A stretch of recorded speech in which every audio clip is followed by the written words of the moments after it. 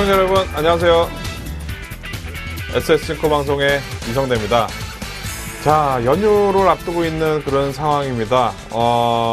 많이 가슴 설레시는 그런 분들도 있겠죠.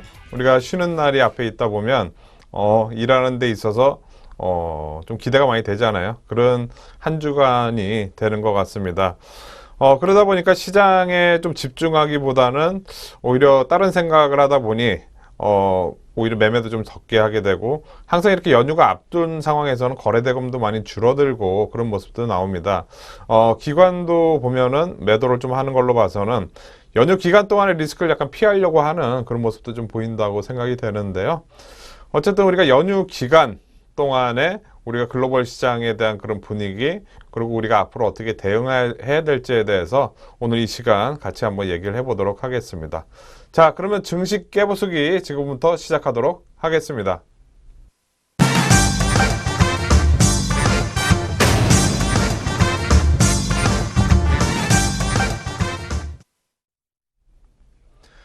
네, 이 시간 지수 깨부수기 시간입니다. 오늘 이 시간에는요, 약간 좀 다른 얘기를 한번 좀 해보고 싶은데요. 좀 이따 지수 얘기도 잠깐 하겠지만, 지금 이 시간에는 정보가 차별화 시대라는 이런 내용으로 한번 얘기를 좀 해보고 싶습니다. 우리가 보통 보면 요즘 정보화 시대잖아요. 그죠? 인터넷이라든가 이런 데 보면 정말 많은 그런 뉴스가 나옵니다. 종목에 대한 그런 뉴스도 상당히 많고, 그 다음에 여러 가지 종목에 대한 건 아니지만 시장 전반적인 분위기에 대한 그런 뉴스도 상당히 많이 나옵니다.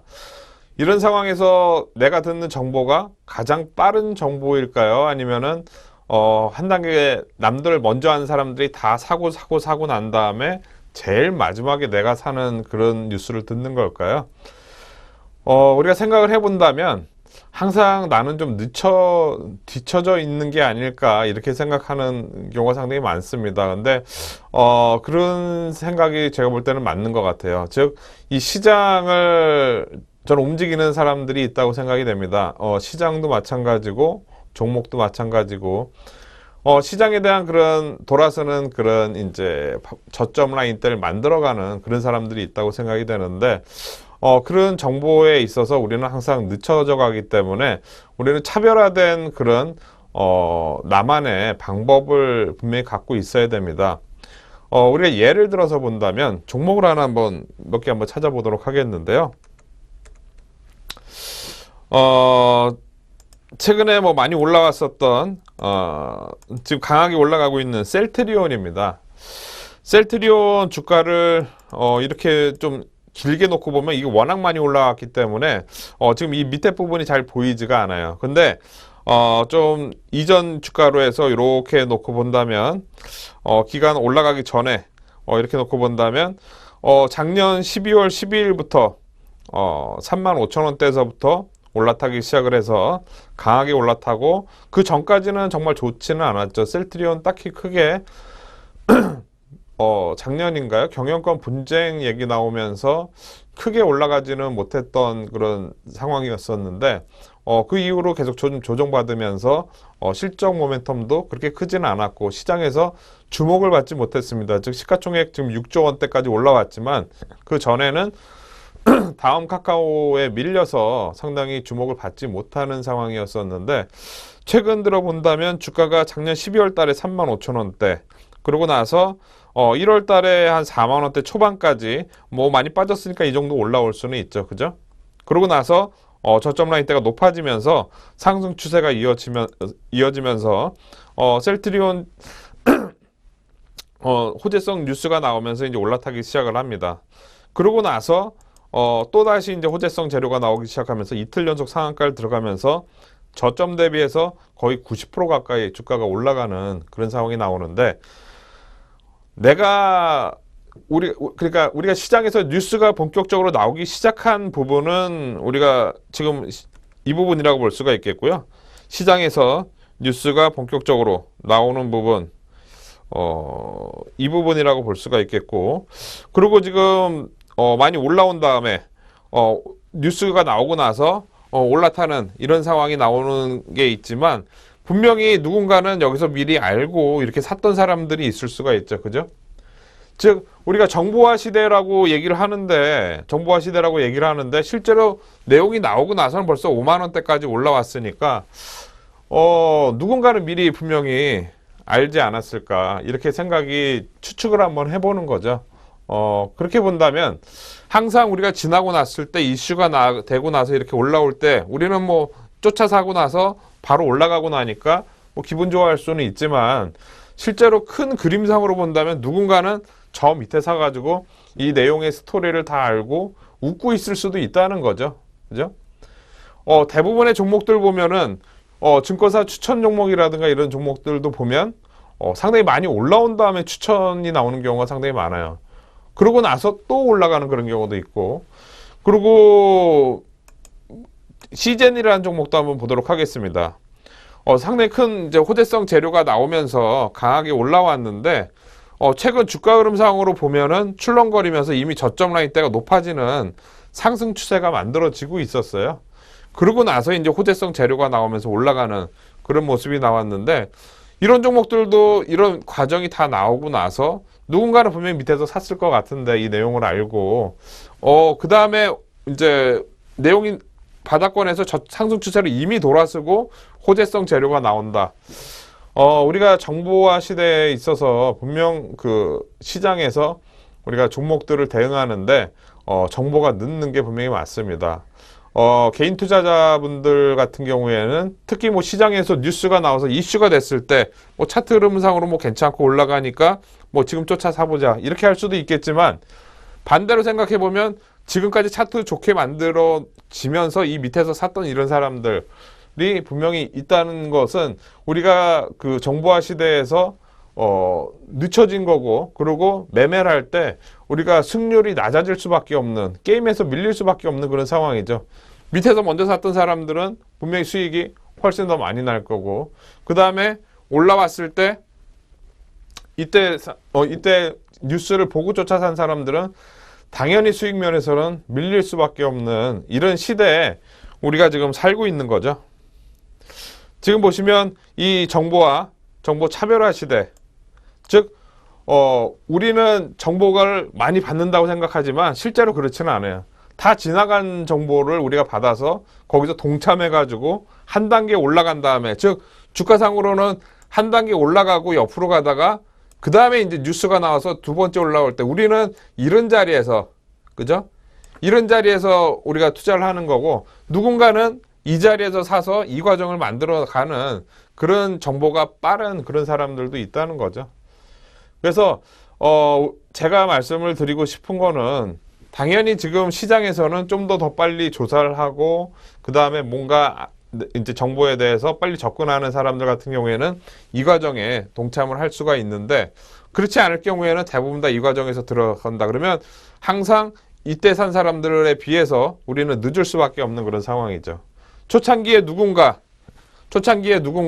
이 부분에서 이 종목의 어떤 이제 턴어라운드라든가 이런 거를 알았을 때 대부분 다 먼저 그 내용을 안다 그러면은 이제 주변에 이제 소문이 나게 되어 있죠. 뭐 증권사 애널리스트라든가 뭐 이런 쪽에서 소문이 먼저 나죠. 그러면 리포트라든가 이런 게 나오기도 전에 이미 한 단계 이렇게 올라가는 경우가 대부분입니다. 왜냐하면 좋은지를 아니까 미리 소문이 나서 나머지 사람들이 먼저 사고, 그 다음에 옆으로 가다가 증권사에서 또 추천 나와가지고 또 한 단계 더 올라가고, 이런 과정이 대부분 다 일반적이라고 볼 수가 있는데, 중요한 거는 여기서 또 출렁거리면서 또 계속 이렇게 위로 올라간다는 거죠. 그러다 보니까 이 가격도 나쁘지 않으니까 이 가격대 사는데, 경쟁력 측면에서는 우리는 분명히 밀리고 있다라고 이렇게 정리를 해볼 수 있겠습니다.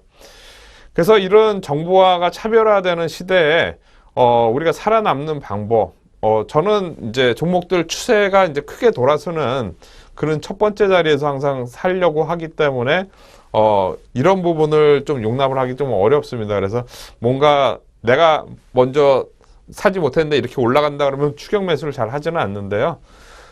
이런 상황에서 그래도 살아남으려고 한다고 하면 우리가 기본적으로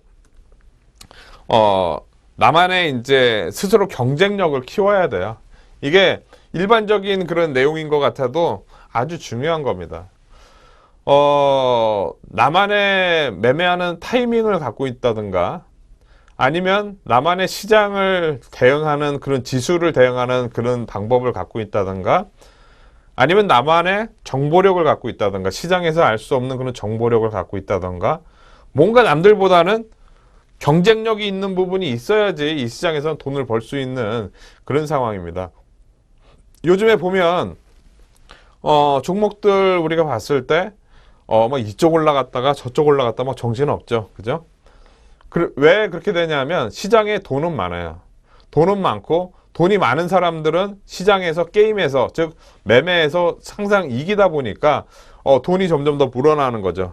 처음에는 뭐 5천 원, 만 원짜리 가지고 뭐 이렇게 주가가 움직이다가 그 다음에 내가 돈이 더 늘어나면서 더 큰 금액의 거래 대금을 만들어내고 뭐 만 원, 2만 원, 3만 원 이렇게 높은 금액의 종목들도 이렇게 흔들 수 있는 그런 이제 큰 자금들도 많이 있습니다.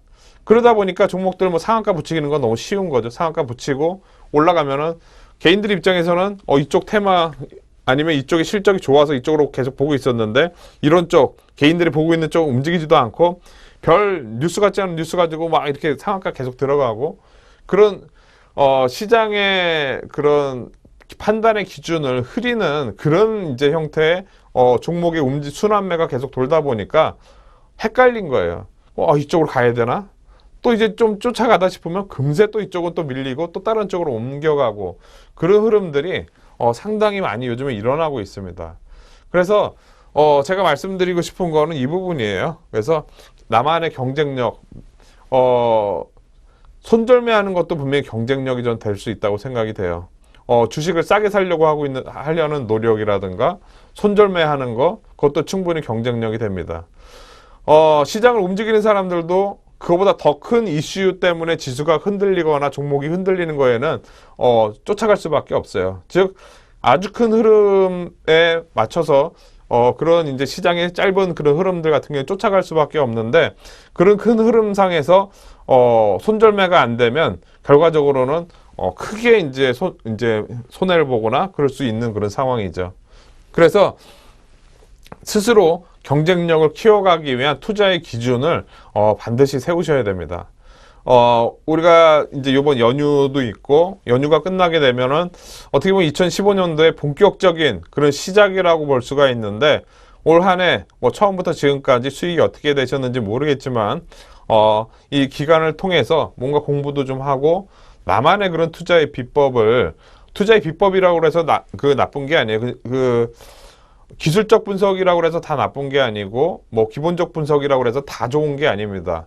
왜냐하면 기본적 분석은 어차피 지나간 그런 데이터이기 때문에 크게 그 효과가 없는 경우도 많고 이미 반영이 돼 있다고 볼 수가 있죠. 기술적 분석도 어떻게 보면 지나간 데이터 가지고 보는 거기 때문에 크게 효과가 없을 수 있지만 어떤 상황에 따라서 이렇게 움직일 때 내가 어떻게 반응할 것인가 이 부분을 항상 좀 많이 생각을 해보셔야 됩니다.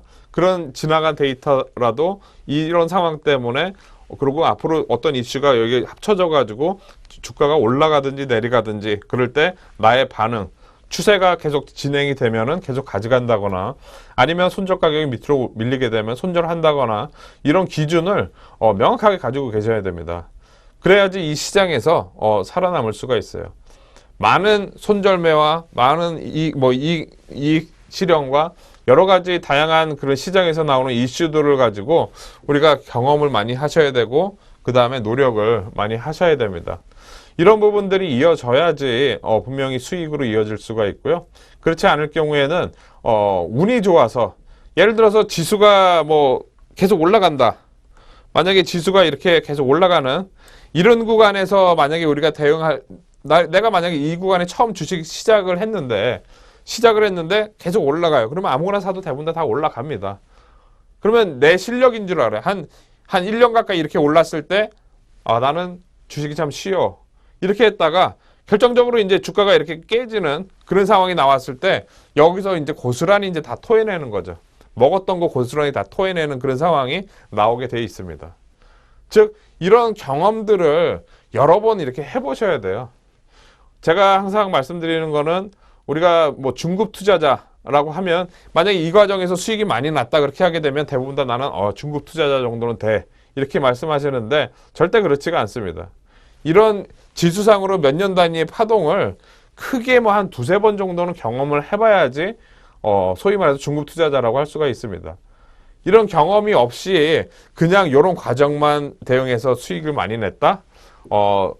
다 아시겠지만 결과적으로 다 토해내게 돼 있습니다. 그리고 나가지를 못해요. 왜냐하면 계속 벌었는데 내가 꼭대기에서 팔고 떠난다고? 절대 그렇지 못합니다. 왜냐하면 사람은 계속 욕심이 많기 때문에 떠나지를 못해요. 근데 이런 큰 그림이, 이런 큰 추세가 몇 년 단위로 계속 있다는 점, 그리고 이런 경험을 통해서 우리가 살아남을 수가 있는 겁니다. 이렇게 많이 출렁거리는 이런 상황들 꼭대기에서 우리가 팔 수 있는 그런 거는 경험을 통해서밖에 할 수가 없어요.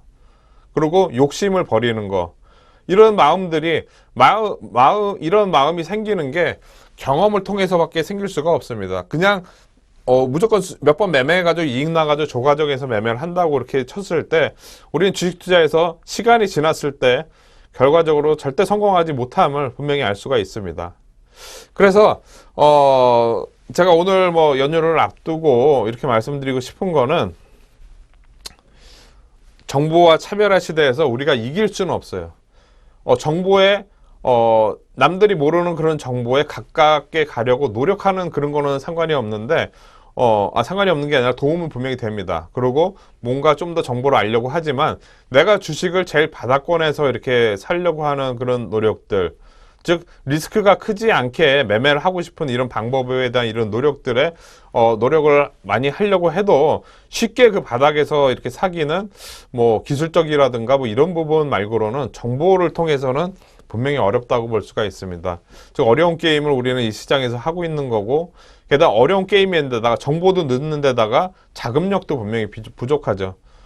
큰 금액으로 우리가 올리고 내리고 이렇게 할 수 있는 그런 이제 상황은 아니기 때문에 우리가 정보력, 자금력에서도 밀리는 그런 상황이고 마인드 컨트롤에서도 분명히 밀릴 수밖에 없는 그런 상황에서 우리가 이 시장에서 이길 수 있는 방법은 욕심을 크게 버리고 많은 경험을 통해서 적절한 이익 실현과 그리고 모든 정보에 대한 그런 맹신하는 그런 방법을 버리고 나만의 그런 방법을 가져가는 게 가장 중요한 그런 포인트라고 저는 생각이 됩니다. 그래서 오늘 연휴를 앞두고 나서 좀 어떤 말씀을 드릴까 좀 생각을 해보다 이 부분에 대해서 말씀을 드렸는데요.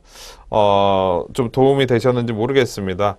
연휴 기간 동안 푹 쉬시고 주식 투자를 계속 하시는 분들이라면 이 부분에 대해서 꼼꼼히 한번 생각을 해보십시오. 즉 나는 어떤 경쟁력을 갖고 있나, 이 시장에서 증권사라든가 외국계 증권사라든가 아주 큰 자금을 굴리는 사람들에 비해서 나는 뭘 잘할 수 있나, 그 사람들이랑 싸워야 되는데 나만의 경쟁력을 어떻게 가지고 있나, 이런 부분을 곰곰이 생각을 해보시면서 어느 부분을 채워나가야 될지 잘 이렇게 좀 이제 준비해 나가는 그런 이제 연휴를 한번 맞으셨으면 좋겠다는 생각이 들고요. 연휴 기간 동안 푹 쉬시고 저는 연휴 끝나고 나서 다시 한번 뵙도록 하겠습니다. 자, 잠시 후에 뵙도록 하겠습니다.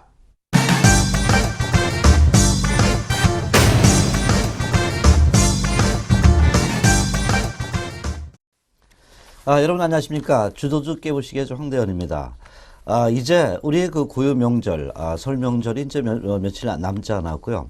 특히 우리나라 그 국내 시장, 거래소 시장이나 코스닥 시장, 과연 어떤 그 변화가 있을까 가장 그 궁금한 부분인데요. 코스닥 시장은 최근 상당히 쾌주의 질주를 계속적으로 좀 하고 있죠. 이제 거래소 시장, 과연 우리가 이제 그 설 이후에 과연 어떤 그 글로벌 시장의 변동성이 줄 것인가, 이것이 그 가장 그 중요하다 이렇게 좀 보는데요. 그래서 오늘은 주도주 깨부시기에서요, 여러분들하고 같이 갈게. 일단 글로벌 시장 분석을 하면서요, 바로 설 연휴 이후에 어떤 방향성이 나타날 것인가, 이 부분에 대해서 말씀을 좀 드리도록 하고요. 또 지난주에 그 두산 인프라코어의 그 유망 종목 한 두 종목을 또 말씀을 좀 드리도록 하겠습니다. 최근 우리나라 그 증시 이슈의 가장 그 큰 흐름을 볼 때, 지금 현재는, 바로 우리나라 그 통화정책, 그러니까 쉽게 말씀드리면 바로, 금리 부분에 대한 얘기가 나올 겁니다. 그래서, 17일 날 금리 부분이고요. 바로 유로존 그 재무장관 회의 부분이, 바로, 현재 그 16일 날, 있는 부분이죠. 그래서 최근, 쉽게 말하면 그리스 부분이 좀 나올 수 있겠고요. 또, FOMC 그 의사록이 이제 공개가 됩니다. 이것은 뭐냐면, 그 우리가 미국을 왜 FOMC 공개 의사록을 보냐면, 기준금리를 인상할 것이냐 말 것이냐를 우리가 좀 살펴봐야 되고요. 그 다음에 이제 국내적으로 실적 부분, 그동안에 삼성전자든지 현대차든지, 이러한 부분이 많았는데, 이런 그 우리나라 실적 부분들이 어느 정도 주가에 반영될 것인가. 이 부분을 우리가, 전체적으로 한번 살펴보기 위해, 투자 심리가 과연 어떤가 볼 때, 여러분 보시다시피 저는 투자 심리 그 회복 기대감이 설 이후에 높아질 수 있다 우선적으로 이렇게 말씀드립니다. 물론 설 전후에는 현재 상당히 간방 심리가 크게 좀 부각될 가능성은 있다 이렇게 좀 볼 수가 있겠죠. 그래서 오늘도 현재 그 전반적인 기간의 어떤 그 간방 흐름은 좀 보이고 있지만요. 바로 외국인의 수급이 조금씩은 변화가 되고 있다 이렇게 봅니다. 그래서 우리가 이런 부분을 조목조목 살펴본 이후에 주가의 그 대응 전략을 또 우리 주도주 깨보시기에서 또 살펴보도록 하겠습니다. 우선적으로 현재 가장 먼저 우리가 그 대두될 부분이 그 바로 유로존 쪽입니다. 그리스가 과연 탈퇴할 것이냐 말 것이냐 뭐 이런 부분까지도 우리가 상당히 혼란을 좀 겪은 부분이다 이렇게 봅니다. 이제 유럽은 3월 달에 들어가면서 바로 그 양적 완화를 하게 됩니다. 그래서 이 부분은 상당히 우리가 좀 기대하고 있고요. 그 양적 완화 부분은 결국 우리한테 뭐냐면은 돈이 유입될 수 있다는 측면들이 크게 좀 부각이 되고 있습니다. 그래서 그 시간이 지날수록 유로존에 대한 양적 완화 그 기대감이 높아지고 있다 이렇게 볼 수 있는데, 그러면 그리스 악재 부분은 어떻게 될 수 있느냐 볼 때 메르겔 총리가 이런 얘기를 했습니다. 그동안에는 니들 돈 다 갚아라. 이렇게 말씀을 얘기했던 부분 중에 하나지만 최근에 들어오면서 유로존 재무장관 회의 부분에서의 어떤 변화가 나타날 수 있는 건 그리스도 그래 우리 일부 후퇴하겠습니다. 그 대신 재무탕감의 어떤 그 기간을 갖다 조금 더 연장해줘라, 조율해줘라. 그러니까 그동안 강경하게 대처했던 독일의 메르켈 총리도 그래 한번 얘기 한번 해보자. 어느 정도는 우리가 그 수용해 줄 수 있다. 뭐 이런 얘기다 이렇게 볼 수 있습니다. 그래서 최근에 들어오면서 IMF의 그 전반적인 그 유동성 공급 부분에서 어느 정도 합의 도달 가능성도 남아 있다 이렇게 봅니다. 그래서 그리스 부분은 제가 볼 때는 현재 그 가장 크게 좀 부각될 수 있는 부분이 여러 가지 조율을 하고 있지만은 현재 그 요번 16일 날 부분에서는 현재 그 어느 정도 그 유로존 재무장관 회의 부분이 긍정적으로 변화될 가능성이 있다. 즉, 그 합의는 못 보더라도 조율은 할 수 있다는 거죠. 의견 개진을 하면서요. 의견이 접근이 꾸준하게 줄어들 수 있다는 거죠. 그렇게 된다면 그리스 악재 부분은 많이 줄어든다는 부분은 그 다음에 이제 유럽 쪽에서 할 수 있는 게 뭡니까? 바로 유럽에서는 돈을 푼다는 겁니다. 그래서 2월이 지나면 지날수록 우리는 설 연휴 이후에는 현재 유로존에서는 최근에 우크라이나 악재가 줄어들고 있죠. 그리스 악재 줄고 있죠. 또 뭐 있습니까? 바로 돈을 푼다는 겁니다. 그래서 이런 부분을 볼 때 유로존에서 그동안에 상당히 불확실성을 많이 주었던 이러한 그 흐름을 보였던 부분이지만 이제는 점진적으로 안정화될 가능성이 높아지고 있다. 이렇게 우리가 그 접근을 좀 해볼 수가 있겠습니다. 그래서 지금 그동안의 유로존의 그 여러 가지 변수 중에서 그리스, 우크라이나 이 부분이 이제 크게 좀 부각됐고요. 바로 이제 양적 완화라는 부분이 크게 그 부각될 수 있다면 이것은 저는 시간이 지날수록 악재보다는 호재 쪽으로 간다. 그러니까 악재가 축소가 될 수 있다. 이것은 그 주가에는 어떻게 했습니까? 일단은 긍정적 흐름이다. 이렇게 그 접근을 좀 해볼 수가 있겠습니다. 그렇다면 요번 이제 16일 날 이런 유로존의 그 재무장관 회의가 있는데 그다음 우리가 이제 금통입니다. 현재 일단은 이 그 한미일 통화 정책 부분에 있어 가지고 과연 우리가 이제 유가 그 현재 금리를 인하해야 되느냐 여러 가지 딜레마는 많습니다. 상당히 많은데 요번에 그 전반적인 흐름을 볼 때 금리 인상보다는 속도 조절을 하면서요.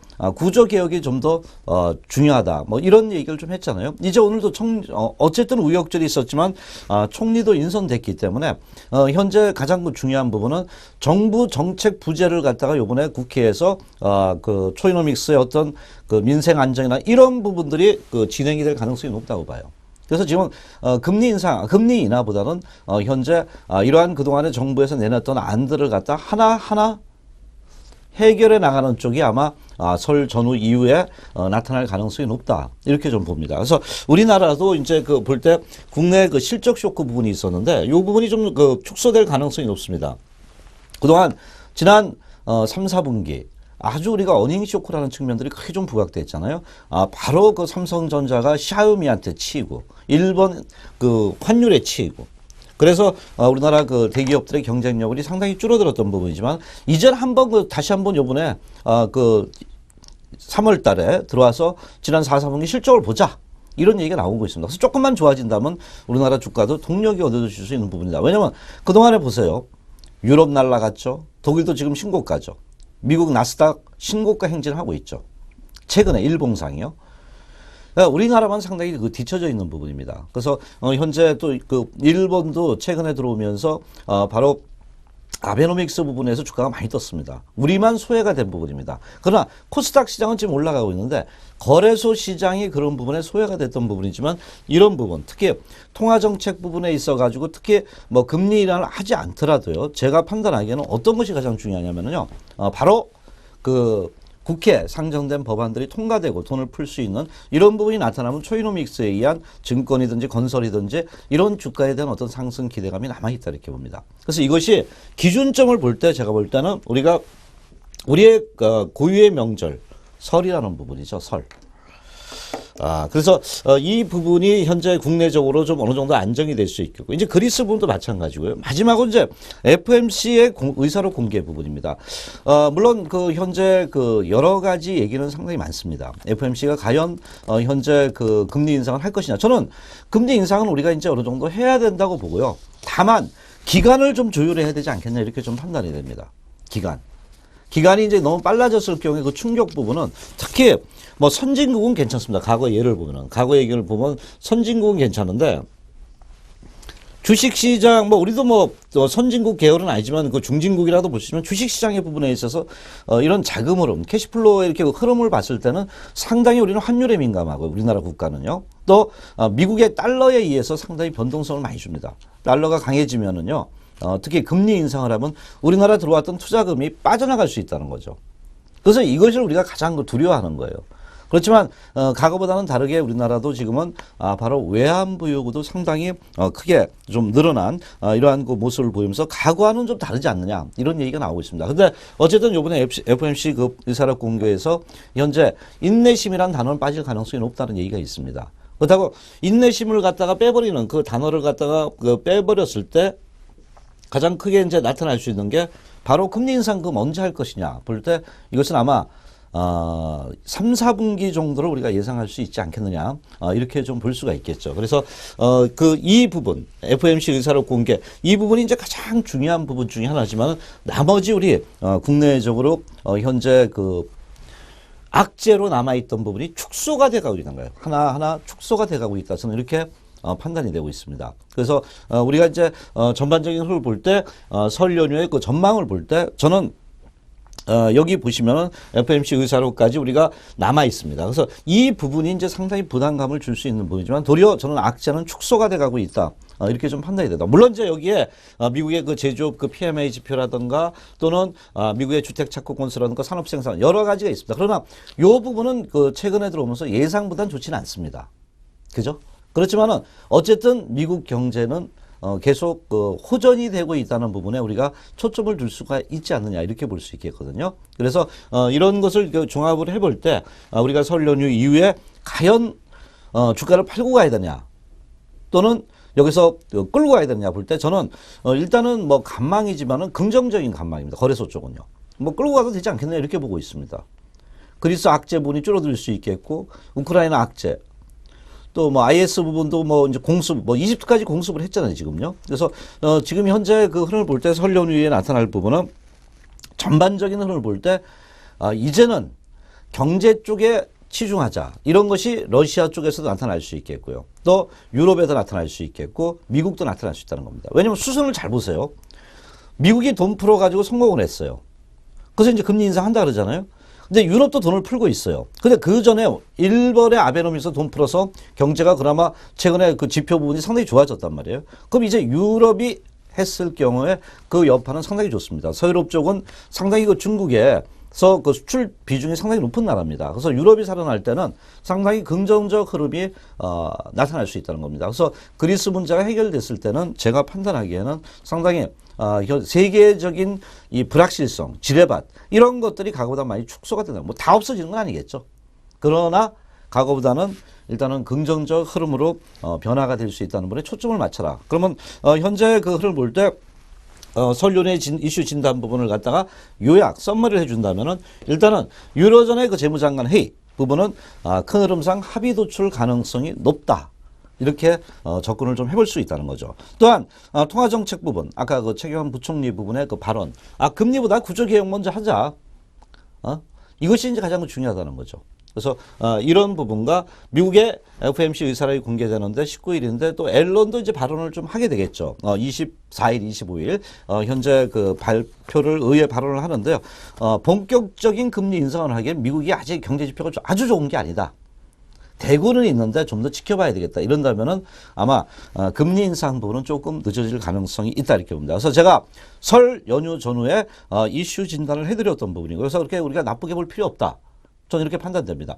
물론 외적 변수가 어떤 변수가 또 나타날지 모르는 게 주식시장이라 하더지만은 최근에 주가를 움직이는 이슈들을 갖다가 우리가 분석해 볼 때 이러한 흐름에 그 현재 나타날 수 있겠고요. 그 다음이 이제 우리가 환율입니다. 환율 전쟁이 계속 일어나고 있잖아요. 호주 금리 인하하죠. 했죠. 이제 중국도 지준율 인하했지만 또다시 아마 지준율 인하할 거예요. 걔들도 이제 왜냐면 막상 그 지표를 까보니까 중국이 경제 지표가 안 좋거든요. 그러면 이제 미국이 했던 것을 답습할 수가 있어요. 미국은 경기가 안 좋으니까 돈을 풀었어요. 유럽도 돈을 풀고 있고, 바로 그 일본도 돈을 풀어서 지금까지는 성공을 했다는 거예요. 근데 뭐 제가 듣기로는 이제 그 환율 부분을 우리가 이제 얘기를 하는데 우리는 환율 하면 어디에 많이 이제 섞여 있습니까? 바로 일본입니다. 그렇죠? 일본이 우리의 경쟁 상대입니다. 환율 쪽으로 봤을 때. 물론 중국도 지금도 경쟁 상대라고 볼 수 있어요. 그렇죠? 근데 수출 비중이 높은 나라가 한국하고 일본이라고 볼 때 일본이 우리한테 유리한 그 고지, 뭐 정책적으로 그 환율이라던가 이런 부분이 될 때 우리한테는 상당히 마이너스 효과가 크다는 거예요. 지금까지 그래 왔잖아요. 바로 일본이 아베노믹스에서 엔저 현상을 만들면서 상당히 우리나라의 그 환율 부분에 부담감을 주면서 지금 현대차가 빌빌을 하고 있잖아요. 기아차가 아래서 빌빌을 하고 있고요. 삼성전자도 물론 중국도 있지만은 뭐 최근에 주주 친화정책에서 반등을 했지만 거기서 왔다 갔다 하고 있단 말이에요. 그러면은 이 환율의 변동성이 과연 설 이후에 어떻게 변하느냐가 가장 중요하다. 저는 이렇게 좀 판단이 되는데요. 일단 가장 중요한 건 원엔 환율입니다. 제가 볼 때 물론 이제 달러 부분에 그 어떤 그 변동치도 있겠지만 우리는 궁극적으로 볼 때 가장 경쟁 상대국이 일본이라고 볼 때 원엔 원과 엔의 교환 가치 부분에 환율 부분이 가장 중요하다. 저는 이렇게 좀 판단이 됩니다. 근데 이 원엔 환율 부분의 가장 중요한 부분은 일단은 일본이 최근에 그 엔화가 약세를 가게 됐던 건 뭐냐? 돈을 풀었다는 거예요. 돈을 풀어서 경기를 부양시키면서 경기가 잘 되면은 소비세를 인상하면서 다시 환수를 한다는 이런 정책 논리란 말이에요. 근데 최근에 물론 이제 그 우리가 그 돈을 풀게 됐을 때 한국에서도 이런 얘기 하잖아요. 우리 가계부채가 문제다. 금리 인하했을 경우에 돈을 막 풀고 내중에서 그걸 어떻게 감당하냐. 이거 풀고 나서 걷어들여야 되는데. 그래서 일본에서도 지금 중앙은행에서요. 추가 양적 완화에 대한 어떤 부정적인 얘기를 하고 있다는 겁니다. 이게 굉장히 중요한 포인트예요. 그죠? 추가적인 양적 완화의 부정적 견해를 내나고 있다는 것은 뭐냐면 일본에 그동안에 돈을 풀어서 엔화가 약세로 갔던 것이 강세로 전환될 가능성이 높겠고요. 여기에 중국이 지준율을 완화를 하게 되면 또 원엔 위안화하고 엔화하고도 또 변동성이 나올 수 있어요. 복잡하지만은 우리는 이제 쉽게 접근을 해볼 때 일본이 그동안 좋았던 부분 엔저라는 부분에 누렸던 경기의 특수 효과 부분은 자기들 나름대로의 부양 조치가 이제 더 이상 하기는 부담스러운 데다가 또 중국까지 견제에 들어간다면은 일단은 상당히 그 일본 쪽에서의 어떤 엔저 현상 부분이 아주 지속적으로 될 것이라는 부분은 우리가 좀 더 지켜봐야 된다. 그렇다면 이것은 아마 엔화 강세로 나타난다면 우리가 원엔 부분에서 환율은 일단 긍정적으로 될 수 있다 이렇게 보고요. 그렇다면 제가 거래소는 그 최근에 수익 매매입니다. 아직도 수익 매매입니다.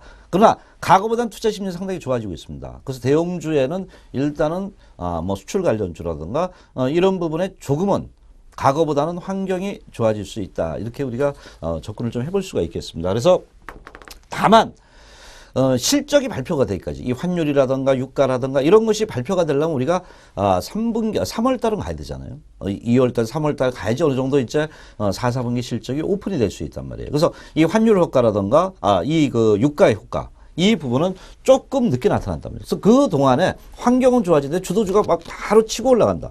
물론 선행은 될 수는 있지만은 그것이 나타나기 조금 시간이에요. 그래서 일단은 호전은 되지만은 주도주가 아직은 크게 나타나지 않기 때문에 요번에 그 트레이딩 매매권에서 긍정적 트레이딩 매매권으로 좀 들어가도 되지 않겠나 이렇게 봅니다. 그래서 아직까지는 대형주가 호전은 되지만 그래도 저는 중소형주 쪽에서 좀 더 많은 어떤 변화가 나타난다. 뭐 이렇게 말씀을 좀 드릴 수가 있겠죠. 지난주에 그 두산인프라고 같은 것도 실적이 좋아지니까 대형주보다는 오르는 게 빨리 치고 올라가잖아요.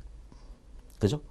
그런 부분이 우리가 나타날 수 있다는 겁니다. 그래서 지금 현재 그 흐름을 볼 때 이런 부분이랑 우리가 설 연휴에 그 흐름을 볼 때 지금 그 특히 원엔 환율 부분은 요 부분에서 지금 갇혀 있단 말이에요. 그 우리가 이제 그 100엔당 907원 뭐 요 정도에서 여기서 조금만 우리가 올라가 주면 돼요. 그동안 계속 내려왔잖아요. 엄청나게. 그죠? 그래서 이것이 올라가만 준다면은 우리나라 수출 관련주도 움직일 거예요. 특히 우리나라 그 대형주 잘 보면요, 일본의 이 환율에 의해서 많이 움직였던 것 같아요. 그래서 이것을 잘 지켜봐야 되는데 제가 볼 때는 최근에 박스권이잖아요. 그동안 많이 빠졌잖아요. 그죠? 그래서 이제는 그런 부분이 약간의 변화를 줄 수 있다는 부분. 그래서 이것이 종합해 볼 때 설 연휴 이후에는 도리어 긍정적 흐름으로 변화가 될 가능성이 높다 이렇게 봅니다. 자, 우리 그럼 이제 마지막으로 이제 전체적인 흐름을 제가 살펴봤는데요. 코스피 종합지수 상당히 지금 그 보시면은 진짜 답답합니다. 그죠? 그렇지만은 일단 최근에 들어서 안 빠지는 거에 대해서 또 그 현재 그 위안감을 갖고 있었던 부분이고요. 근데 이제 보면은 그동안의 그 고점과 고점을 이렇게 연결해 볼 때 주가는 상당히 많이 빠져왔었습니다. 그러나 1876포인트를 기점으로 해서 저점을 높여가고 있습니다. 아주 크진 않지만 이렇게 우측을 해서 올라가고 있습니다. 트렌드 부분이. 급반등은 아닙니다. 코스강은 완전히 틀리지만. 그래서 제가 볼 때는 아직은 여기 이제 그 선도 있고요. 이제 우리가 장기 이평선이라는 거잖아요. 이런 부분에 부담감이 있지만은 현재 거래소도 그동안 주가 하락 이후에 이제 단기 이평의 정배열을 만들면서 서서히 준비 단계에 들어갔다 이렇게 봅니다. 그래서 만일 이제 설 연휴에 어떤 그 변동성이 나타난다 하더라도 저는 특별한 이외에 우리가 예측할 수 없는 대외 변수도 있겠죠. 그러나 그런 부분을 빼고는 9.11 테러 사태라든가 이런 걸 빼고는 어느 정도 예측 가능해 볼 때는 현재 그렇게 나쁜 시장은 아니지 않겠느냐. 이렇게 접근을 좀 해볼 수 있다는 거예요. 그래서 여기서 이제 대형주. 그래도 저는 거래소 시장이 그래도 중형주가 더 빠른 것 같아요. 아직도.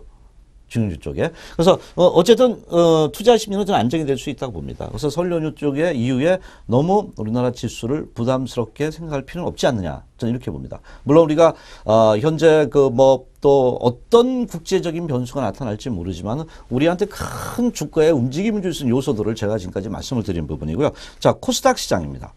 코스닥 시장 많이 떴죠. 지금 직전 고점도 돌파했습니다. 그렇죠? 그래서 520포인트에서 막 급등을 하고 특히 뭐 613포인트와 십자운봉이 없어요. 여기도 막 얼마나 흔들어 놨어요. 여기서 흔들고 나서 뭡니까 여기서는. 바이오 업종들이 또다시 여기서 바튼을 이어받고 가고 있어요. 그러니까 코스닥 시장은 제가 볼 때 선순환 상승이 이루어질 것 같아요. 가다가 이제 많이 오르는 놈들은 쉬어요. 많이 올랐던. 옛날에 뭐 컴투스라는 거 엄청나게 올랐잖아요. 쉰단 말이에요. 그럼 또 가다가 또 다른 게 가면서 걔네들은 빠지면 슬슬 빠지고 또 다시 여기서 새로운 그 현재 그 선순환 상승에 대한 업종이라는 테마가 나타난다 이렇게 봐요. 그래서 저는 지금 뭐 사물 인터넷이라든가 뭐 헬스케어 또는 이제 그 여러 가지 우리가 이제 그 변화를 주고 있는 부분 중에 IT나 또는 그 헬스케어, 바이오 여러 가지 선순환 상승이 이루어진다고 봐요. 그래서 지금 단기 그러니까 많이 오른 건 쫓아가면 안 되겠죠. 눌림목을 줄 때 매매를 하는 이런 매매 전략이 필요하다. 그래서 자, 지금까지 우리가 전체적인 시장 흐름을 좀 살펴봤죠. 과연 설 연휴에 어떤 변화를 줄까 할 때 이러한 그리스라든가 금리라든가 FMC라든가 또는 최근에 우리나라 차트라든가 환율 부분을 볼 때 그렇게 크게 염려하지 말고 도리어 저는 지금부터는요. 코스닥 시장은 미리 갔고요. 제가 간다 그랬잖아요. 근데 그 거래소 시장도 이제는 과거보다는 좀 더 안정이 될 것이다. 저는 이렇게 좀 판단이 됩니다. 그래서 넉넉한 마음으로 설 이후에 어떤 주가를 우리가 좀 바라본다는 이런 매매 전략이 필요하지 않겠냐 이렇게 말씀을 좀 드리도록 하겠습니다. 자, 잠시 후에 다시 뵙도록 하겠습니다.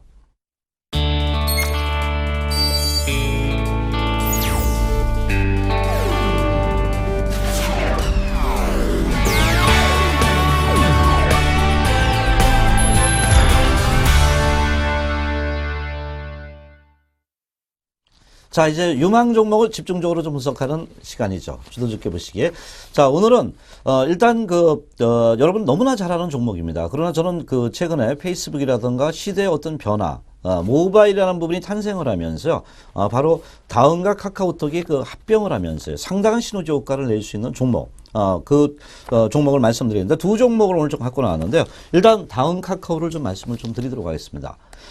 다음 카카오는 일단 우리가 이제 상당히 실적 쇼크에 대해서 엄청난 부담을 받은 게 거래소 시장이었고요. 또 대형주도 그런 바로 어닝 쇼크라는 얘기가 상당히 닉네임처럼 갖고 다녔습니다. 그런데 다음 카카오는 이번 4분기에 볼 때 바로 657억 정도의 영업이익인데 한 70% 정도 상당히 많이 늘은 거죠. 그래서 이 부분이 컨센서스에 상당히 부합이 됐다고 이렇게 얘기를 하고 있는데 특히 카카오스토리 광고 매출, 그러니까 새로운 어떤 영역의 매출이 막 늘어나고 있어요. 거기가 5배 정도 급증을 했다는 겁니다. 그래서 이런 매출이 나타나면서 다음 카카오의 어떤 실적 부분에 대한 기대감이 상당히 높았던 부분이고요. 또한 우리가 카카오 기프트 선물 쪽 있잖아요. 이 부분하고 또 카카오 스타일이라든가 카카오픽 이 부분에서 상당한 새로운 수익을 창출을 하고 있다.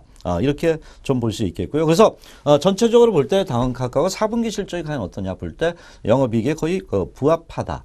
이렇게 접근해 볼 수 있고요. 그러면 다음과 카카오가 합병을 했을 때 과연 그런 시너지 효과가 지금 서서히 나타나고 있느냐 볼 때 현재 실질적으로 아까 제가 카카오 기프트라든가 이런 부분을 말씀드렸지만 서서히 이런 합병 효과가 나타나고 있다 이렇게 좀 볼 수 있습니다. 특히 최근에 우리가 이제 중장기적으로 고성장 시장으로 부각되는데 한 1조 원 시장이랍니다.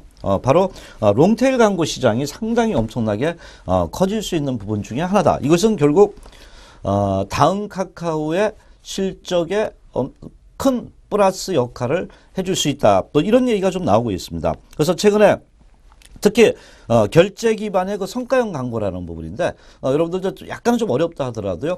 이런 부분을 도입했을 때 상당히 광고 효과가 커질 수 있다는 부분이고요. 특히 다음 카카오는 카카오페이의 누적 가입자가 300만 명입니다. 300만 명.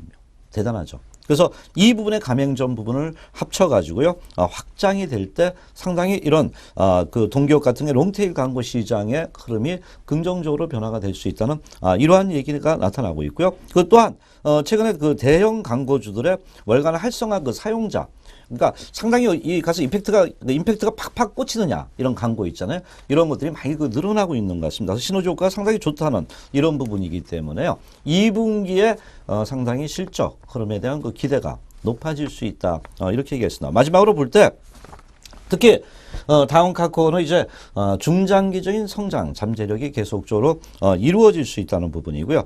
최근에 포탈 가치가 1조 원 정도 된다는 얘기도 나오잖아요. 그래서 다음 카카오가 그다음에 다음과 카카오를 합병해서 주가가 급등을 해놓고 그것은 기대 심리로 바로 버블이었느냐 볼 때 최근에 카카오 합병을 하면서 모바일과 연관된 시너지 효과 부분들이 서서히 재부각이 되고 있다. 이렇게 보는데 이것이 지난 4분기 실적, 영업이익 부분에 컨센서스에 부합이 됐다는 부분은 상당히 긍정적이다. 우리가 이렇게 접근을 좀 해볼 수 있겠죠. 자, 그럼 차트를 한번 볼까요? 말씀드린 대로 상당히 지난 7만 원대부터 18만 원대까지 급등을 했습니다. 합병이라는 효과가 나타나면서 야 이거 시너지 효과 좋겠다. 날라갔잖아요 한마디로요. 그러고 나서 이거 너무 올랐다. 너무 기대치다. 특히 이제 우리가 벤처기업이라든가 코스닥이라든가 이런 어떤 기대치가 나타나는 주가가 상당히 위에 가 있어요. 그러면서 또 변동성을 막 쭉 빼잖아요. 그죠? 근데 현재 그 18만 3천 원대까지 반등 이후에 최근 보세요. 몇 개월, 한 4, 5개월 계속 하방으로 조정을 줬던 부분이에요. 타이밍상. 근데 요 배당락 이후에 주가가 조금 변했어요. 그동안 위에서 고점에서 계속 내려왔어요. 근데 여기서 한번 탁 켜줬죠. 그래서 이런 파동을 만들고 여기서 캔들이 뭉쳐지고 있다는 거예요. 물론 아직까지 그 이평을 저항을 돌파하면서 조금 지쳤기 때문에 좀 내려오는데 또다시 캔들들이 모아지고 있다는 부분은 저는 에너지의 그 재응집 부분이다 이렇게 봅니다. 눌림목이다 이렇게 보는 거예요, 저는요. 제가 그 코스닥 그 눌림목 찾아라 이렇게 말씀드렸잖아요. 그래서 현재 흐름을 볼 때 눌림목 부분이고 다만 이제 단기 이평 5일선 이평과 22선 이평이 좀 정배열되고 여기서 거래가 조금 좀 늘어났으면 좋겠어요. 거래만 늘어난다면 가같이 큰 파동은 아닐 거예요. 큰 파동은 아니더라도 이게 저점이 이렇게 높아질 수 있는 파동이 나타날 수 있다 이렇게 보고요. 뭐 현재 요 배당락 시점 13만 원대만 이탈되지 않는다면은 이러한 다음각과의 그 성장 스토리 부분에 의해서 주가에 대한 어떤 그 기대 심리 긍정적으로 변할 수 있다. 이렇게 볼 수 있겠고요. 다운 카카오였죠. 자, 그럼 두 번째 종목을 또 말씀을 드리도록 하겠습니다. 자, 거래소 시장 제 중형주 좀 찾자. 이렇게 말씀을 드렸잖아요. 바로 여러분들 잘 아시는 강원랜드입니다. 물론 강원랜드는 정부 규제 얘기 나올 때마다 흔들리고요.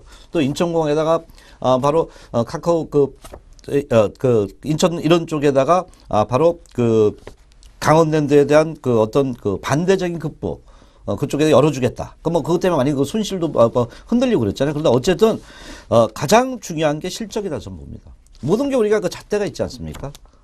인생 살아가는데도 마찬가지고 그 잣대는 결국 기업이라는 건 실적으로 나타난다 이렇게 좀 보는데요. 4분기 매출액 부분이 3,736억입니다. 그리고 현재 그 흐름을 볼 때 영업이익도 한 1,192억 정도. 그래서 이 부분은 봤을 때 일단 방문객 수가 그 증가가 됐다는 부분을 하나를 증명을 했다. 이렇게 우리가 접근을 해볼 수 있겠고요. 특히 방문객 수가요 분기 만에 증가세로 돌아섰다는 겁니다. 그래서 최근에 하면서 단기 순이익 부분도 조금 그 밀린 부분이 있지만 영업이익 부분에서 일단 긍정적이다 봅니다. 물론 단기 단기 손익 부분이 그 줄어들었던 부분은 바로 현재 관계회사 손상 차손이라 그러죠. 이런 부분에 의해서 일회성 비용이 한 350억 정도 들어갔던 부분입니다. 그래서 그 부분이 있지만 영업이익 부분에 대한 그 기대치는 상당히 긍정적으로 부각이 되고 있다. 그래서 올해 2015년도에 영업이익도 한 19% 정도 증가될 가능성. 그러니까 상당히 좀 안정적이다 이렇게 봐요.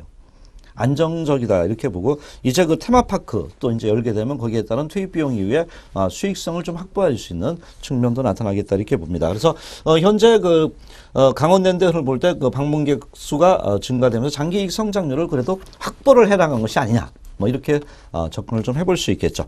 자, 마지막으로 차트 한번 볼까요? 자, 강원랜드 그동안은 그 추세 흐름을 볼 때 상당히 등락이 엇갈렸던 이러한 그 모습을 보이는데 요 빨간 선 양쪽에 선이 있죠. 그래서 저점은 꾸준하게 높아지고 있어요. 그래서 지금은 눌림목 구간에 또다시 오지 않았냐 이렇게 좀 판단이 됩니다. 우리가 제가 눌림목 그러니까 종목을 자꾸 찾아봐야 돼요. 그래서 이 종목도 그동안에 상승했다 하락을 했습니다. 그러면 우리가 하락하면 겁을 내요. 그러나 이 부분의 기업의 그 본인의 가치가 있다던가 성장성이 있다면 그것은 또 눌림목이 위기가 하나의 기회로 될 수 있다는 부분이죠. 그래서 지금 현재 흐름을 볼 때 단기 이평의 그 저점이 좀 높아지는 이런 그 모습을 보여주고 있다 이렇게 좀 판단이 됩니다. 그래서 뭐 매수 만일 그 타이밍을 좀 보시고요. 여기서 치고 올라가면 또 이 부분도 한번 돌파할 가능성도 있겠죠. 그래서 32,000원대 지지라인을 두시면서 이 종목의 어떤 접근도 괜찮지 않겠나 이렇게 말씀을 좀 드리도록 하겠습니다. 자, 오늘은 이제 그 두 종목을 다운카카오와 강원랜드를 보는 말씀을 좀 드렸습니다. 이제 그 설입니다. 좀 이번엔 우리가 상당히 그 경기 침체도 있고 세월호 사태 이런 여러 가지가 있었지만 우리도 좀 넉넉한 이제 설이 좀 되기를 진심으로 바라고요. 또 설 이후에 우리나라가 그 경제라든가 주가라든가 너무 이제 그 걱정스러운 거 많았지만 이런 과거의 리스크들이 축소가 되고 있다는 부분을 볼 때 우리가 좀 넉넉하게 좀 지내시면서 또 주식시장에서는 어쨌든 우리가 이기기 위해서 위너가 돼야 되죠. 그 공부를 많이 해서 수익을 좀 많이 내시고요. 이런 종목군들을 발굴해 가지고 여러분들도 이 시장에서 위너가 되시기를 좀 바라도록 하고요. 새해 복 많이 받으시고요. 돈 많이 버시고 건강하시고요. 오늘 여기서 마치도록 하겠습니다. 여러분 감사합니다. 고맙습니다.